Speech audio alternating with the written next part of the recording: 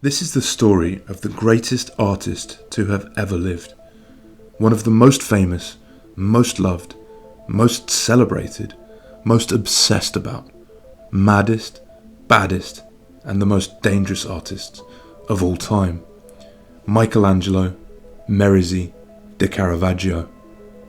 He has the most amazing story in the whole of the history of art that I feel has not really been told properly before.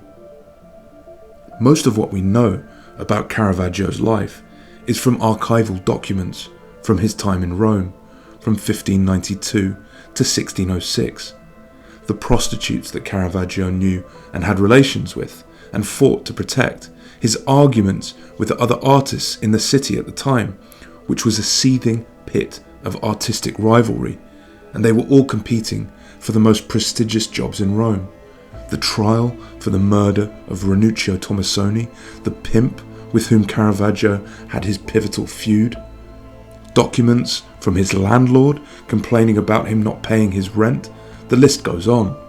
So there is very little about Caravaggio's early life, and it is not until he starts to do bad things that we get documented evidence written about him.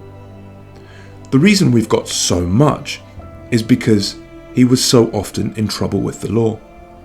But when we're talking about Caravaggio's early life, he was too young to be in trouble with the law. So I have pieced things together from history. Caravaggio's father was a stonemason who had his shop in Milan, although the family was from the village of Caravaggio, just outside of Milan. So Caravaggio himself can be placed in Milan with his father at the outbreak of the terrible plague of 1576. Milan was a Spanish-controlled city which was part of the Habsburg Empire, and so it is thought that the Spanish ambassador's envoy to the city brought the plague in with them, and as a result the city was put into total lockdown. No one could leave, and the plague multiplied. A Jesuit priest called Paolo Bisciola actually wrote an eyewitness account saying that the Archbishop of Milan, Charles Borromeo, who was this firebrand counter-Reformation archbishop who wanted everyone in the city to repent for their sins, and he said, "This is God's punishment on you. You must all come out into the street. Come out of your houses and into the main square and take the paintings and sculptures out of the churches and make the whole square into an outdoor arena of spiritual penitence."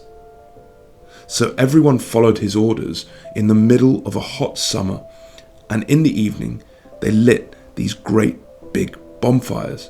And Borromeo would talk for 3 or 4 hours at a time, preaching about what they had done wrong to bring this plague onto themselves. Paolo Bisciola wrote that what was so strange is that although the people were following these orders and having this great repentance, the plague got even worse, and even more people died every day. Because of course, they had no idea about transmission or infectious disease, especially flea-borne diseases like this. So if you have a mass of people in a crowd who have the plague-bearing fleas, then everyone in the crowd would have had the plague by the end of these meetings and these street sermons that Borromeo was giving to these people. Bisciola also talked about the countless grave carts taking the bodies to be buried in open pits because the cemeteries were all full.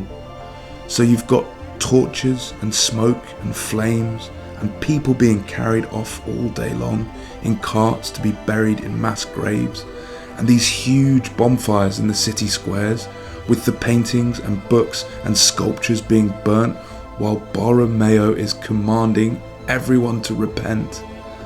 The whole thing sounds like the inspiration for Caravaggio's great invention of chiaroscuro, light and dark, this cinematic lighting. The whole thing sounds like a piece of grisly, terrible cinema. This happened when he was 5 years old, so the world would have to wait 15 years until he started painting his monumental altarpieces and changing the history of art forever.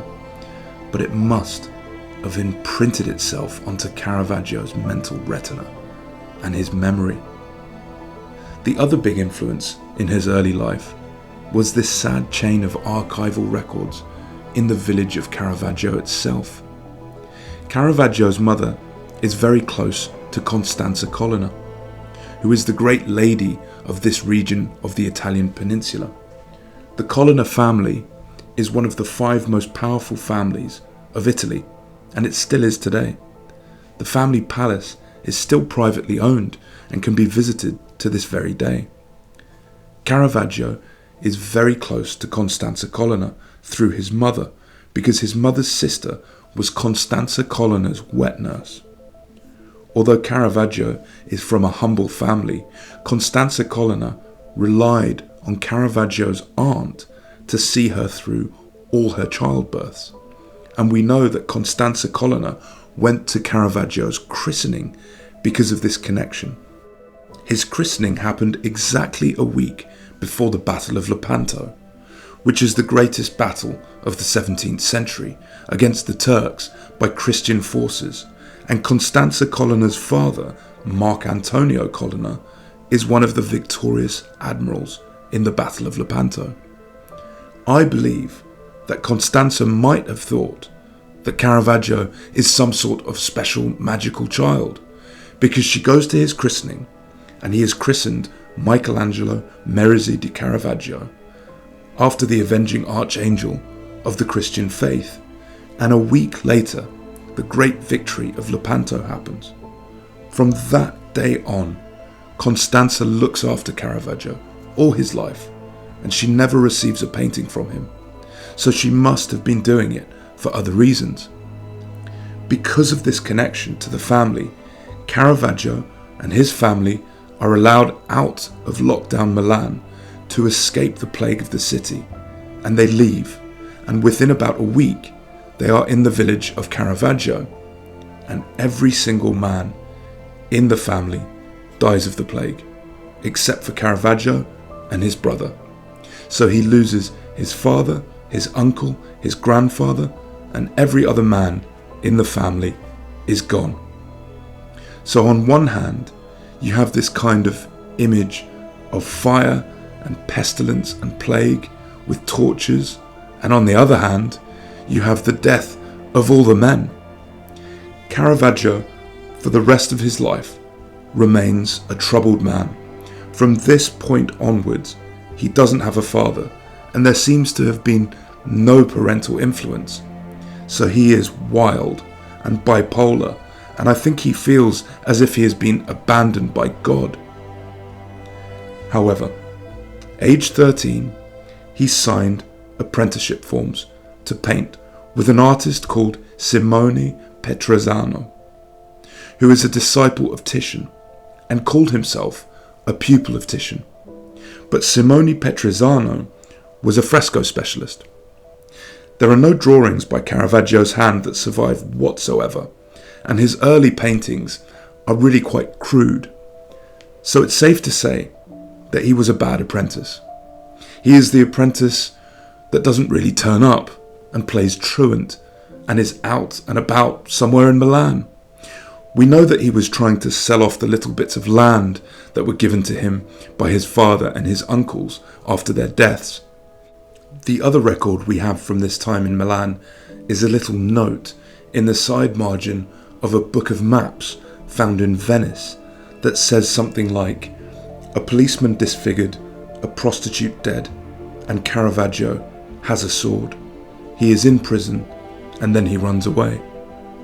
Milan has a strong tradition of sword fighting in a culture where the hierarchies between the people are very strong, and who does what, and who's well known, and who has to show respect to who, are all a bit up for grabs. So I think that Caravaggio thinks that because of this connection with the Colonna family, he thinks that he's a little bit higher up the scale than he actually is.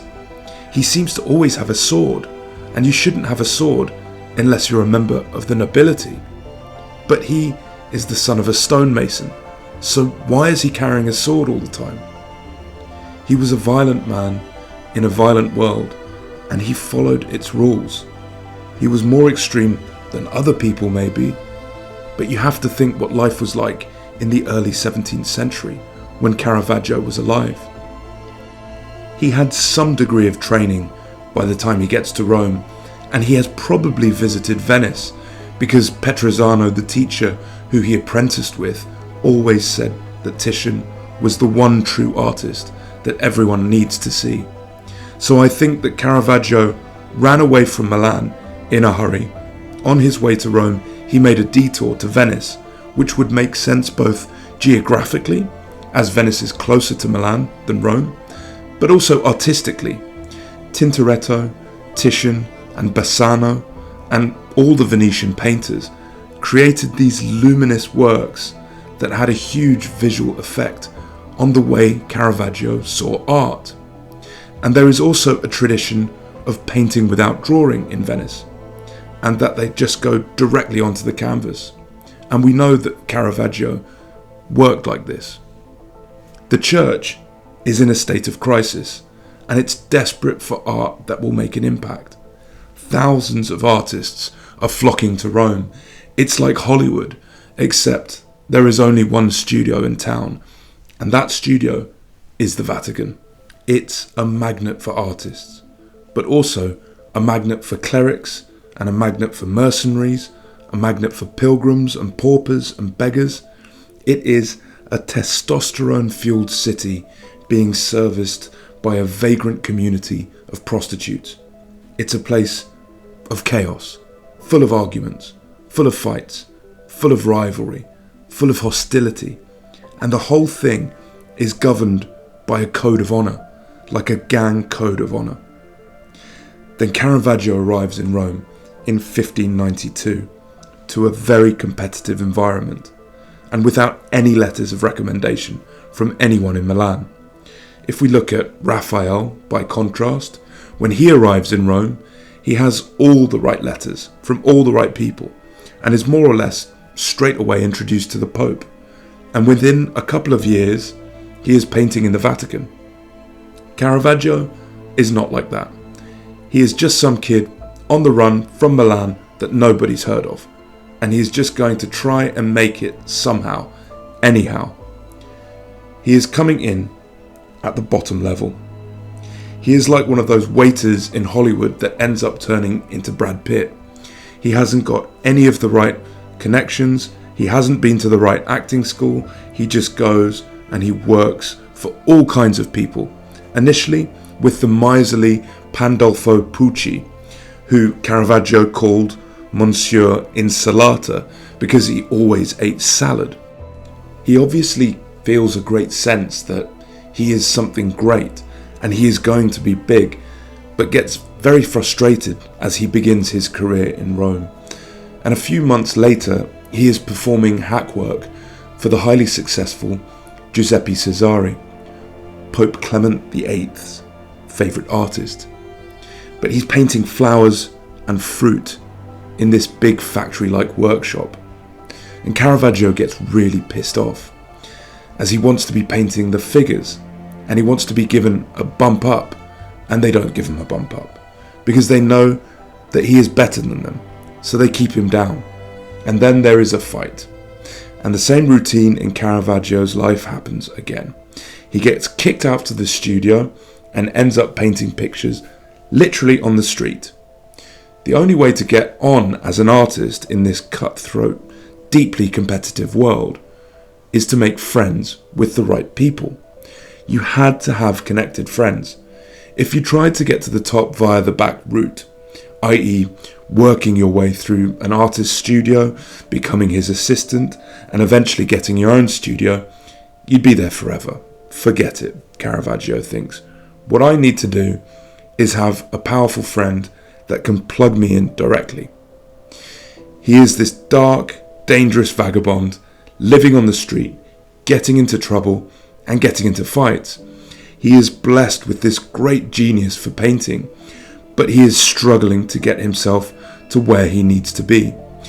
But then he meets an enterprising man called Constantino Sparta, who is a painting dealer and has 5 children to feed, and is ambitious, and has a picture shop that is right opposite the palace of Cardinal Del Monte, who is the most avant-garde in his artistic tastes of all the cardinals in Rome, and is a massive visionary when it comes to the arts, music, and science. He is a patron of Galileo and introduces him to the Medici family in Florence, and he is a big supporter of the new music of the time. His best friend is the man that writes the first opera.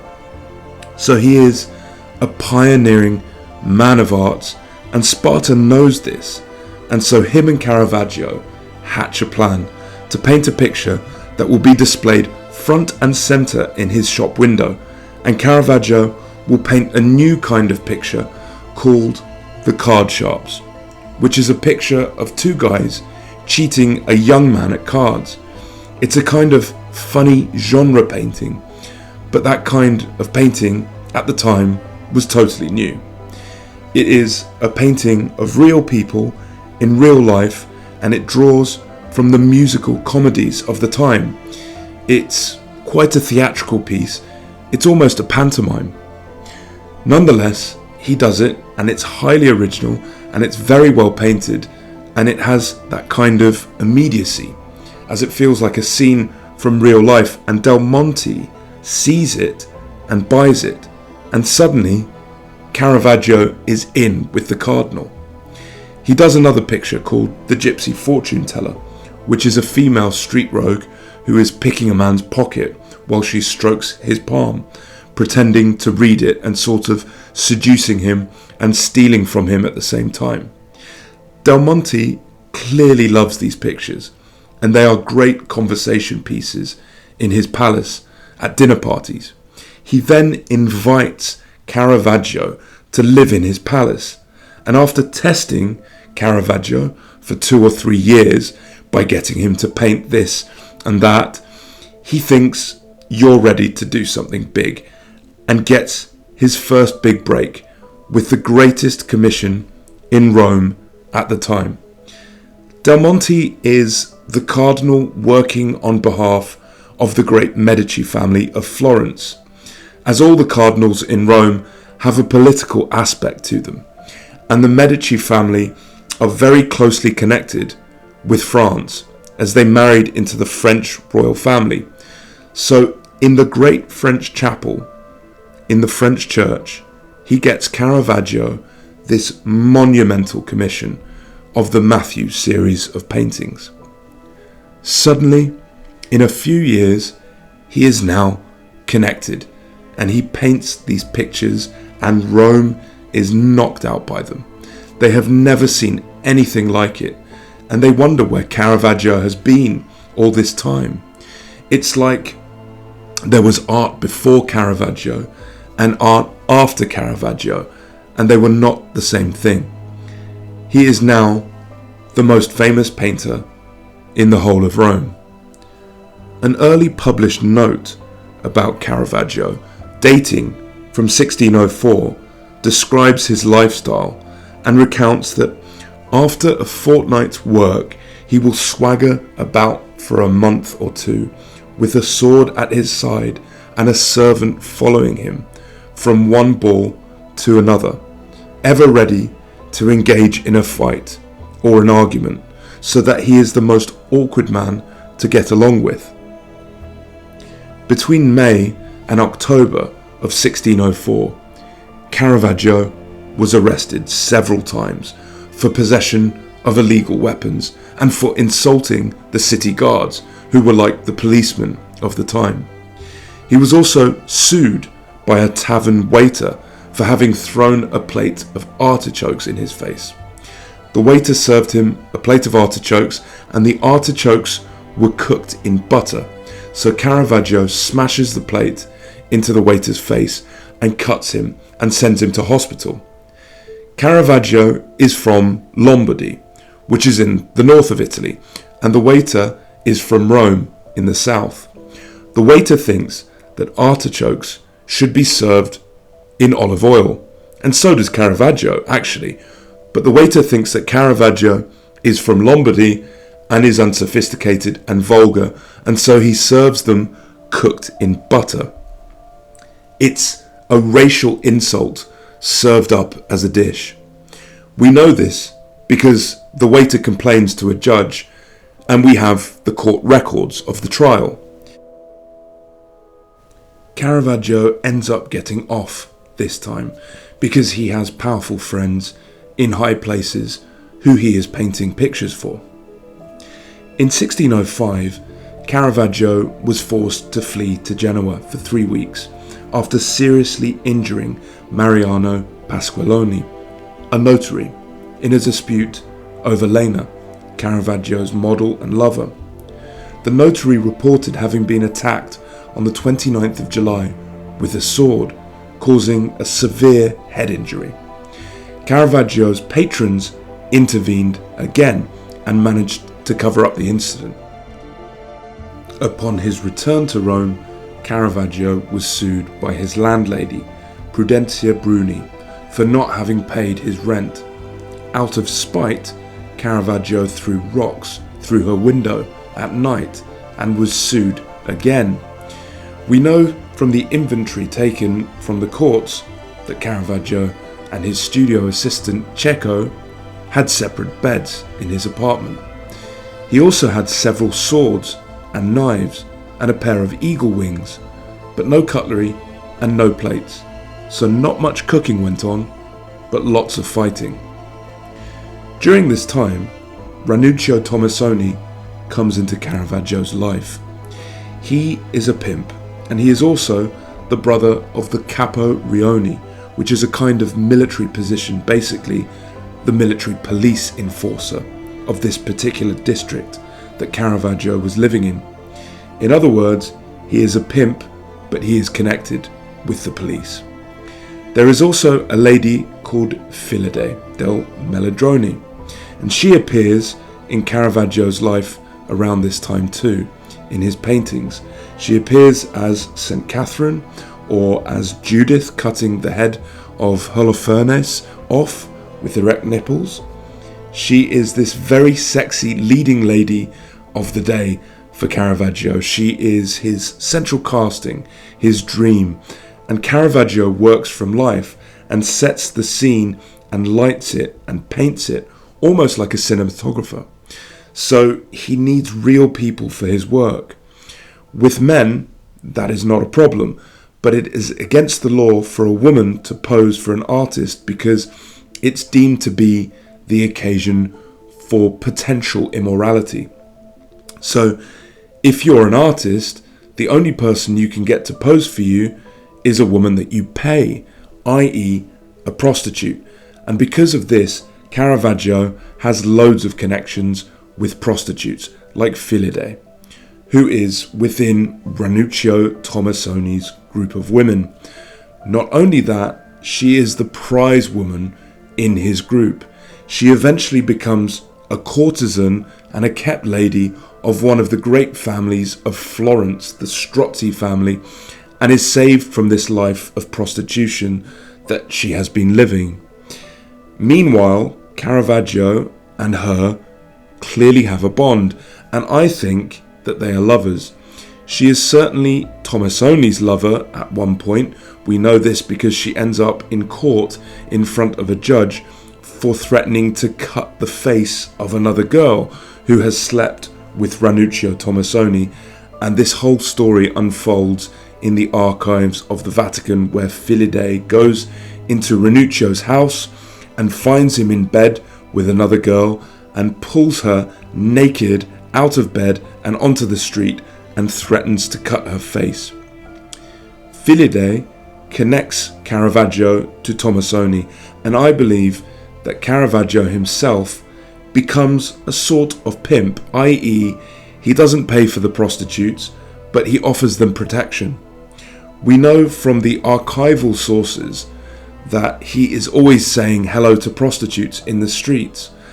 Eyewitnesses say that whenever they see Caravaggio in the street, he's always saying hello to this prostitute or that prostitute. So I think Caravaggio is a kind of pimp, and these prostitutes act as models for him. and instead of paying them, he actually takes care of them by protecting them in the street or making sure they always have something to eat. He possibly protects them against their real pimps when their real pimps turn horrible, possibly like Tomasoni. We know in several cases that Caravaggio gets into trouble because he has attacked a man in order to protect a prostitute. But in the case of Philide, Caravaggio has taken Tomasoni's best girl and he is painting her, and it is clear to the whole of Rome that this is happening because she keeps appearing in his paintings. Then we find court documents for Caravaggio's best friend, the architect Onorio Longhi, getting arrested for attacking Tomasoni's best friend. Tomasoni is connected to one of the great supporting Spanish families of Rome through his brother, the Farnese family, whereas Caravaggio runs with the Medici family from Florence. You get this sense that the streets of Rome are full of these different gangs with different alliances. Gradually, this comes to a head, and this coincides with Caravaggio being disappointed with 3 of his paintings getting rejected by the church from who commissioned them, possibly because the authorities get wind of the fact that the Virgin Mary in all of these paintings is actually modelled on a prostitute, as Philide has been recognised in the paintings, and they are now talking about it in the Vatican. However, about 6 years after the first skirmishes between Caravaggio and Tomasoni, it all comes to a head in 1606, and things are going badly for Caravaggio. After this grand ascent to the top of the art world in Rome, their ongoing dispute comes to a climax on the 29th of May 1606, with Caravaggio and 3 of his men and Tomasoni and 3 of his men meeting on the French ambassador's tennis court in the centre of Rome. We know from the archives that the French ambassador's tennis court was also a place that had fencing matches. So it's a good place to have a sword fight, and this is a pre-arranged fight between these 2 groups. As they start the fight, within seconds, Tomasoni is lying on the ground with a fountain of blood pouring from him, and he bleeds out in about 10 or 20 seconds because Caravaggio has cut his femoral artery, which is the artery at the groin. Apparently, everyone is covered in blood. Then Caravaggio's henchmen have a fight with Tomasoni's henchmen, and one of Caravaggio's henchmen has 2 of his fingers cut off and a piece of his ear. However, Tomasoni is dead, and his men drag him to the barber surgeon, but nothing can be done. After Ranuccio Tomasoni is dead, his widow is told by the court that she has to look after their baby, and she says that I'm too young to look after the baby. And so then the judge turns to Tomasoni's mother and says that she has to look after the baby, and she says, I am too old to look after the baby. And then the baby is given to the family lawyer who puts her into adoption, and the baby is taken to the Carmelite monastery, and that is where she spends the rest of her life. Her name is Felicità, which means happiness, but she changes her name to Prudence as soon as she reaches the age of 18. Is it not possible that this unhappy child, who is abandoned by her mother, was not actually the child of Caravaggio? Because why on earth would the widow give the child away? Perhaps because it's a child of shame. Whatever the reason is for this duel, I think the reason is sexual. And in the aftermath of the murder of Ranuccio Tomasoni, Caravaggio is screwed and hasn't thought any of this through, because Tomasoni is connected. Caravaggio has connections too through his Cardinal Del Monte, who has already got him off the hook over the past decade on many occasions, but this is a step too far. This is murder, and murder of a connected man, and Del Monte cannot get him off this one. So Caravaggio goes on the run as he finds himself under a banda capitale from Scipione Borghese, who is the head of the justice system in Rome. But he is also a collector of Caravaggio's paintings. However, he is compelled through Tomasoni's connections to set an example, and he says that anyone who can bring me Caravaggio's body will be given a reward, and if you can't bring me the body, just bring me the head. So Caravaggio goes up into the Alban Hills around Rome. Why? Because that is where the Colonna family have their fiefdom, near Rome. So he heads into this wild mountain territory to the huge Colonna-controlled castle, and he sends down the famous painting that he did there immediately after arriving, David with the head of Goliath. But the head is Caravaggio's own head, which is now in the Borghese Gallery in Rome. He sends that painting down as a plea bargain in the Colonna's private carriage. Here is a gift from Caravaggio. What is it? It's his head, which you asked for. Please spare him. But he does not spare him. He can't. The magnitude of the crime is too great. His hands are tied. And when there is too much heat on Caravaggio, he heads further south to Naples to escape, where the Colonnas also have a huge palace. And in Naples, his connection with the Colonna family led to a stream of important church commissions, including the 7 Works of Mercy, which is one of his greatest paintings. Now, Constanza Colonna's son, Fabrizio Sforza Colonna, is the head of the Knights of Malta's sailing fleet. He is the admiral of the Maltese fleet, but not only that, he is also a reformed criminal. He did something so terrible that he was sentenced to death by the Pope, and it was only when Constanza Colonna went begging on her knees to the Pope pleading for mercy that the Pope said, "Okay, I won't have him executed, but the agreement is that he has to go to Malta to spend 5 years there, and if he can prove that he is a reformed character through his good deeds in Malta, then the Pope would agree to pardon him." And pardon him he does. So Constanza's son, who is about the same age as Caravaggio, went to Malta and did so well that he became admiral of the fleet. He is there at exactly the same time as Caravaggio is in Malta, and if you look at the dates that Caravaggio would have been made a Knight of Malta, it's exactly a year after the date of him arriving. So in other words, Caravaggio must have gone to Malta with Fabrizio Sforza Colonna.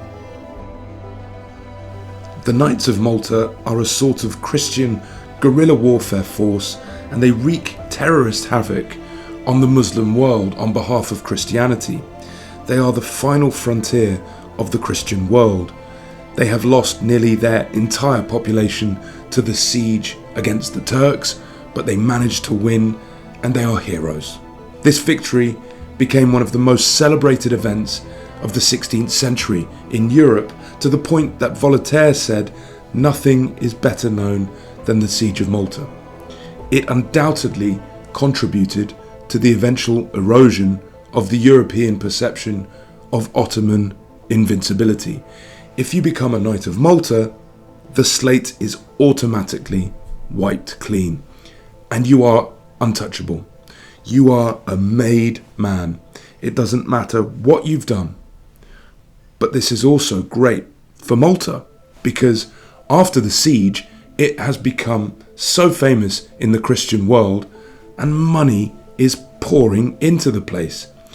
And they build this amazing late Baroque city called Valletta on top of a hill. But no artists want to go there because it's such a godforsaken desert of a place, isolated in the middle of the Mediterranean. The only people there are kind of aristocratic, thug, lunatic terrorists. The Grand Master of the Maltese Lodge has constantly tried to get artists, and they never come. But now he has got the greatest artist in the whole of Europe. It is all aligning perfectly for Caravaggio, and he paints these incredible pictures. First, a portrait of Fra Martelli, which is like a Rembrandt portrait 50 years before Rembrandt. Martelli is this 83-year-old battle-hardened survivor of the siege of Malta, who is about to become the general of the entire Florentine army. I can imagine Caravaggio being quite impressed by these real men on Malta, and he respected these guys, and they agreed to make him a Knight of Malta. And the Grand Master even writes to the Pope asking permission to make him a knight. He could return to Rome not wanted or with his tail between his legs, but wearing a Knight of Malta gown, and he wouldn't have to apologise to anyone. This could all be perfect, and it looks like it's all going to happen, and he paints the biggest painting he has ever painted, the beheading of St. John the Baptist, and it's going to be unveiled in St. John's Cathedral on the night that he's going to be made a knight. And then Caravaggio sabotages everything, which is a theme in his life. This is the mad logic that Caravaggio carries with him his whole life, that when things are going well, he has to screw it up. As if he couldn't bear the idea that he would be okay, or he couldn't bear the hope, because with hope always comes disappointment. And by late August 1608, he is arrested and imprisoned, the result of yet another brawl, this time with an aristocratic knight, during which the door of a house was battered down and the knight was seriously injured. Caravaggio was imprisoned by the Knights of Malta, but somehow, almost like a Renaissance James Bond, he managed to escape by scaling down a high wall and onto a boat and away from the island. By December, he had been expelled from the order as a foul and rotten member, which was a formal phrase used in these cases. Caravaggio then made his way to Sicily, where he met his old friend from Rome, Mario Minetti, who was now married and living in Syracuse. He was constantly on the move though, hoping to avoid capture, and his health began to deteriorate, probably due to excessive drinking. He was accompanied by his dog, his only loyal companion during this period. Apparently, he taught the black poodle to walk on its hind legs as a sort of party trick. In Syracuse and Messina, Caravaggio continued to win prestigious and well-paid commissions, like the burial of St. Lucy. However, in a letter from Mario Minetti, he explained that Caravaggio was displaying bizarre behaviour during this period and had the feeling that it was no longer safe to remain, and Mario had to leave him because his behaviour was too erratic, and he felt like he was being chased by his enemy, but in the letter he does not say who this enemy was. So after only 9 months in Sicily, Caravaggio returned to Naples in the late summer of 1609. According to his earliest biographer, he felt it was safer to place himself under the protection of the coloners until he could secure his pardon from the Pope and return to Rome. In October 1609, he was involved in a violent clash at a bar in Naples and an attempt on his life, perhaps ambushed by men in the pay of the knights he had wounded in Malta, or maybe some other faction of the order. His face was seriously disfigured. They had caught up with him, and rumours circulated in Rome that he was dead.